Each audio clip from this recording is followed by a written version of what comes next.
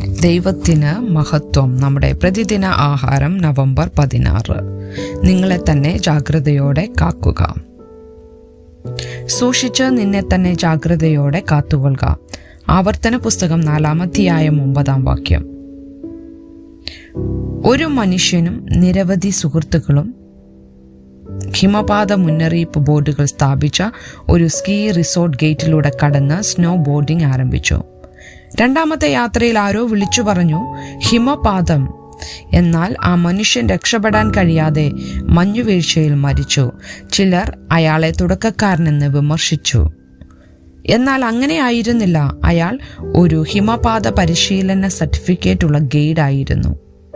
ഏറ്റവും കൂടുതൽ ഹിമപാത പരിശീലനമുള്ള സ്കീയന്മാരും സ്നോ ബോർഡർമാരും തെറ്റായ കണക്കുകൂട്ടലിന് വഴങ്ങാനുള്ള സാധ്യത കൂടുതലാണെന്ന് ഒരു ഗവേഷകൻ പറഞ്ഞു. അതായത് സ്നോ ബോർഡർ തന്റെ ജാഗ്രത കൈവിട്ടതുകൊണ്ടാണ് മരിച്ചത്. ഇസ്രായേൽ വാഗ്ദത്ത ദേശത്തേക്ക് പോകാൻ ഒരുങ്ങുമ്പോൾ തന്റെ ജനം തങ്ങളെ തന്നെ ജാഗ്രതയോടെ കാത്തുകൊള്ളണമെന്ന് ശ്രദ്ധാലുക്കളും ജാഗ്രത പുലർത്തുന്നവരും ആയിരിക്കണമെന്ന് ദൈവം ആഗ്രഹിച്ചു.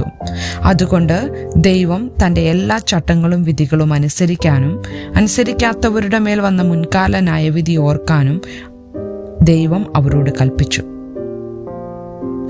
അവർ സ്വയം പരിശോധിക്കാനും അവരുടെ ആന്തരിക ജീവിതത്തെ നിരീക്ഷിക്കാനും ജാഗ്രതയുള്ളവരായിരിക്കാനും പുറത്തുനിന്നുള്ള ആത്മീക അപകടങ്ങൾക്കെതിരെയും ഉള്ളിൽ നിന്നുള്ള ആത്മീക നിസ്സംഗതയ്ക്കെതിരെയും ജാഗ്രത പുലർത്താൻ ഇത് അവരെ സഹായിക്കും.